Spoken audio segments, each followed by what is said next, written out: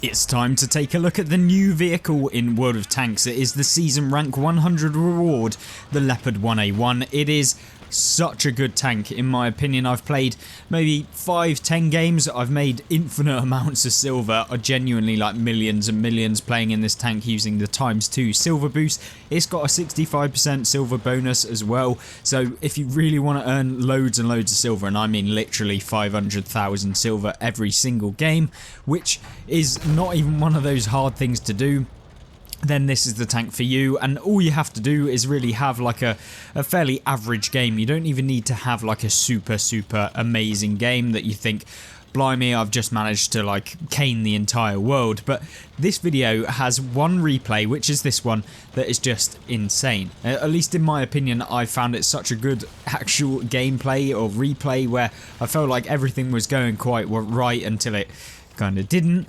But yeah, a really fun time and a really fun tank to play. It looks super good as well. This is the season rank 100 reward, remember, and it means that everyone, should you complete the season, will be able to get this tank, which makes it even better since it is just so much fun.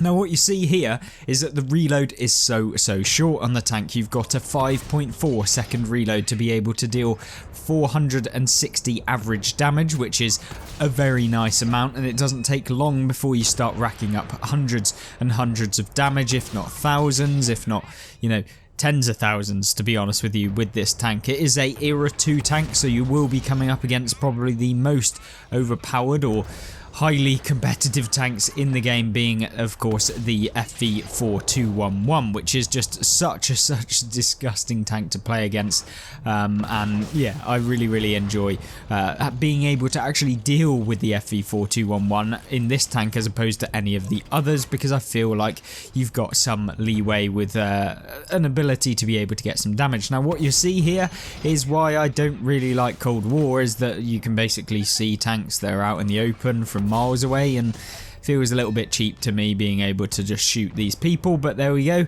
that's what the Cold War game mode has, and so we can just basically take advantage of it. And I'm not going to complain too much because it allows me to get more damage, which means more silver, which means being able to basically make more videos with different tanks using full equipment and stuff like that, which always really helps.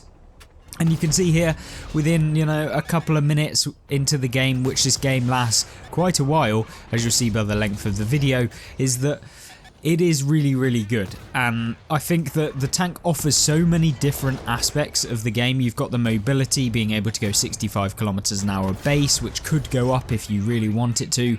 You've also got the ability to get spotting damage. You've got the ability to get assistance damage because you reload quick enough to be able to detrack opponents, as you're seeing me try to do here against the T-72.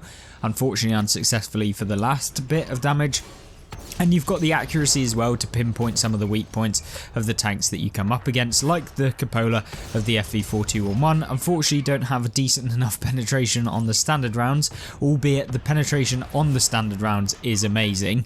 I'm not going to say that it's terrible, it's much better than a lot of the tanks in the game, and when you load the premium rounds, you can still pen the tanks that you want to from the turret, so that's always good. And that's exactly what you want as the Stingray and our team gets ammo racked, but nonetheless, hopefully that doesn't happen to us. We don't lose all of our hit points in one chunk. Now then, in this replay, what have we managed to do? Well, we've managed to get a decent amount of health so far. We've also managed to get some assistance, which brings our grand total up to about 8,000, I believe it is, which is not a bad result whatsoever.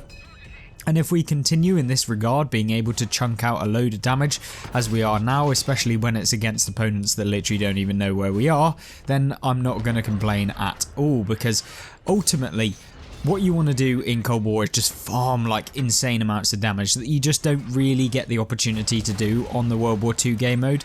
And I think that's what makes it kind of fun, is that if you know what you're doing, if you know what kind of positions you can get into, the tanks are just that much better, where it makes you feel so much better, not at the game necessarily, but it feels nicer because you're dealing more damage.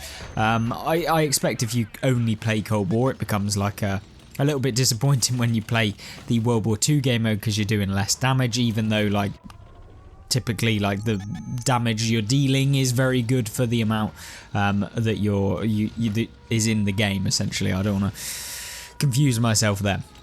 Now then, in this game, 6 versus 6, it's looking very, very tight in terms of who's going to win the game, and with me having a fairly okay game, like this is nothing insane, at least from the amount of damage that we've done, we can still kind of showcase that you can still have a good game. And now what you see me doing, I don't want to lose to Cap. I've lost so many times to Cap, to be honest with you, and I don't want this one to be one of them. That does, however, mean that we have to leave our teammates, which is a little bit annoying because maybe we could have saved a few people, maybe we could have helped them out, and maybe we would have been able to improve the chances of winning even more at this point in the battle. But we don't get to do that. But maybe we can pick up this Leopard 1A1 who's kind of making an aggressive play. We see him. Is he coming forward? We'll place one round into him. We've got plenty of time to reset the cap. And we're going to move towards the cap, of course. Now, with having done 7,000 damage, just under maybe, and 2,100 assistance, it kind of showcases that you can have great games without needing to necessarily be in the action 100% of the time. And often if you, in Cold War, from what I've seen, if you are in the action for 100% of the time, it doesn't always work as much as you'd want it to. And so sometimes it's better to kind of stay at some long range distances to begin with. You don't want to lose a load of your health at the beginning, because in these later stages where you need the hit points to kind of deal with some of the tanks that are going to be facing you, then you want to make sure that you have the opportunity to be able to take a hit or 2 or 3 so that you can carry the game. And when you're in this sort of scenario against basically the most disgusting tank in Cold War, being the FE4211 that apparently every man and their dog has, and that always has such a large amount of hit points, so it means that like in most scenarios, like you are at a significant disadvantage just because like the reload of the FE4211 isn't terrible, the health of the tank is a lot more, you've got an extra 500 hit points, which means you've got like an extra 20% more hit points playing in that tank. You've also got armor, and yeah, it's very hard to balance the FE4211 because there's just so many things that I feel like it's so strong in, and things that actually work within Cold War, which is regarding the armor, because essentially armor doesn't usually work for most tanks in Cold War, but for some reason the FE is the one that it works for. But with the Leopard 1A1 penetration that you get, you can take out a lot of these FE4211s if you manage to play your cards right in console, at least.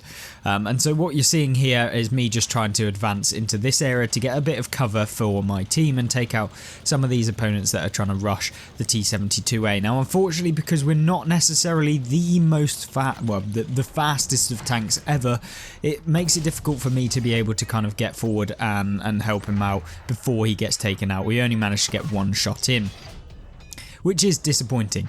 And I was hoping that I'd be able to get another one in. But unfortunately for us, we only managed to damage the track there of this FE4211, which is definitely not ideal, because we've now got 3 FEs that are all on a decent chunk of hit points that are all going to be coming towards me if I can't help out this heavy tank that's now moved in all together. And now it's a 1 versus 3, which is very bad for the Leopard, because ultimately, I'm not going to really bounce a single shot if it comes towards me, unless I get super lucky and it hits like a ridiculously angled bit of the Leopard 1A1 because of the armor model. And I'm going to potentially have the opportunity to bounce. And talking about opportunities to bounce, you saw one opportunity there. Could have really done with penetrating that. That would have left them on even less hit points, which may have meant that I'd be able to get a shot into them before they kind of become like a one shot essentially. And now what you're seeing me do is just trying to get a better angle on these tanks to be able to spot them, maybe get a couple of shots whilst they try and advance towards me. Now I'm wondering where this third FV is, because he's been kind of disappeared for a while and I don't actually know where he is. Now you know that he's probably going to be coming towards me, which is not fun. And you're also noting that, you know, I now need to actually start doing damage, otherwise he's going to surprise me and then I'm not going to be able to deal with all 3 when they come all at the same time. And so you see me kind of trying to run away. Now, by all means, having done like what, in excess of 10,000 combined, it's not a bad result, and you know, the game could end right now as it's appearing it might do. Yes, very disappointed with the way that like it ended up in the end. Had it not been 3 FV4211s that are really difficult to deal with one-on-one, and just been maybe 1 FV and a couple of others, maybe we could have come out with a result. But ultimately, we made 530,000 silver. We did 9,165 damage, which was the most in the game, whether it was on the opponent's team or mine. And we also managed to get a very, very nice assistance damage as well. We destroyed 5 enemy tanks, and yeah, I couldn't really complain too much other than the fact that we didn't win the game. So yeah, a little bit disappointed. Hopefully that gave you an indication of the top level gameplay that you can have in the Leopard, but we'll get into another gameplay here before we head off from this video. Now, the next gameplay featured on this video is in Fisherman's Bay, and this is one of the maps that I feel like you can have good games regardless of kind of the level of skill that you may think you have, or whatever it might be. As long as you play the map to like the map itself, then you can have really, really good games. And now, what do I mean by that? Because that's pretty vague. What I mean is if you play in the areas that the map is kind of designed for, you can have good games. And most people on Fisherman's Bay, to my kind of experience with the map, don't play to the map's strengths, and that is where a lot of people go wrong. That's where a lot of the times people don't get the results that maybe they want to.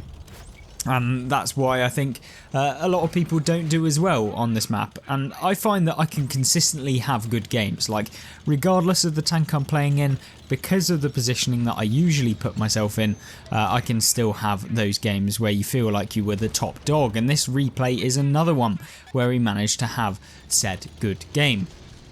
Now, albeit the Leopard 1A1 is kind of like an upgraded version of the Leopard 1, and I would expect that at some point in Cold War we will be seeing the German tanks arriving into the game, and that I don't think will be too long. I would expect maybe in the next couple of weeks, maybe 3 weeks time, we'll be seeing the Leopard 1, the Leopard 2, all of the various different German tanks. Maybe we'll see some tank destroyers get introduced as well. And that will be really, really good from a point of view of just having some more diverse tanks to play, to grind through, and stuff like that. Now, I don't quite know what the T-72 was doing, but he just decided he's going to YOLO in, which was a terrible idea, and apparently Cold War inspires that on the game. You know how it is sometimes, people just get that rush of excrement to the brain, but there we go.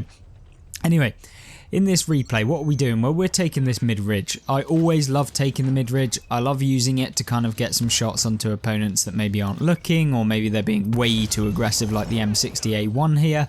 We can take advantage of that. We can deal the damage as and when we need to, and also be aggressive when we need to, because we can use camo and stuff like that to help out our team and to be able to avoid being detected, etc. And that means that we can have results where maybe at the beginning of the game you don't feel like you're contributing all too much, but then as you go on you start feeling like you're really pushing out damage and becoming like the player that can really help out the team. We leave the T-72 on 1 health, which is typical, but we'll take him out from the rest for our teammates there. And now we're just kind of getting in these shots, and this is an area of the map that you can use really well, because a lot of people always forget that like you can use the little railings in between buildings. You can do all sorts to increase the chances of you being able to pen. This, I think, in my personal opinion, is where the Leopard 1 becomes so dangerous. Is as soon as you can start outputting rounds one after the other consecutively, it takes so little time to rack up like hundreds if not thousands of damage against the opponents that you're facing. And you can see here, this is where the game begins to just light up. This is where it begins to kind of move in a way where we can just continually get like 1,000 damage in like 10 seconds.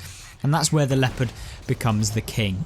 And you compare it to the FV, which reloads in slightly longer, or has less damage. It means that you can be the one that maybe can poke an FV4211 multiple times before they can shoot you, or you can essentially be the one that tries to only track a Leopard 1 and misses him and stuff like that multiple rounds in a row, even though you're fully aimed at him.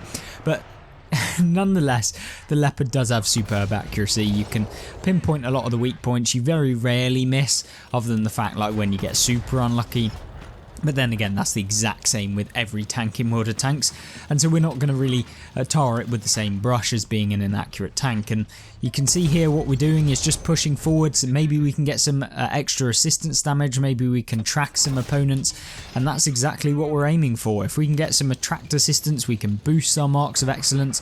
And for those of you that are wanting to go for marks of excellence, the Leopard 1A1 will heavily rely on you being able to get some form of assistance, whether that's from tracking damage, whether it's from spotting damage. Whatever you do, you need to get the assistance, because the DPM is very good, but a lot of the time, like, the difference between going up by 1% or going down by 1% on your marks of excellence is determined as to whether or not in the game you got some spotting damage, because it's far easier to get like a 10k damage combined game than it is to get a 8k damage game where you just do pure damage, if that makes sense. So that's where I really aim to do in the game. And also making sure that you are targeting the right opponent at the right time, you know, making sure that the person you're shooting is the most dangerous one and the one that you feel like is going to be the one that's going to grant you the most damage or leave you on the most hit points after the engagement itself. And you can see here a fairly quick game comparatively to the previous. But we also racked up 7,094 damage, got ourselves 2,455 assistance, and netted ourselves 573,000 silver and came top of the game. A really, really fun game, a really, really good one, and that's why I think the Leopard 1A1 will be a perfect fit for anyone that reaches season rank 100. I hope you agree. If you do, make sure to like the video and also let me know your opinions on this tank if you've purchased it or whether you're looking forward to getting it as part of the season pass when you eventually reach the rank 100. Other than that, I hope it was a good, informative video. Make sure that if you haven't already, check out the E100 video where we look at the multi-turreted tanks. And if you want to check out what actually came out with this new update, all of the kind of information, then I will leave a link to the update news video that goes through all of that for you guys as well on the right-hand side of the screen. Thank you very much for watching, and I hope that I'll see you there. Goodbye.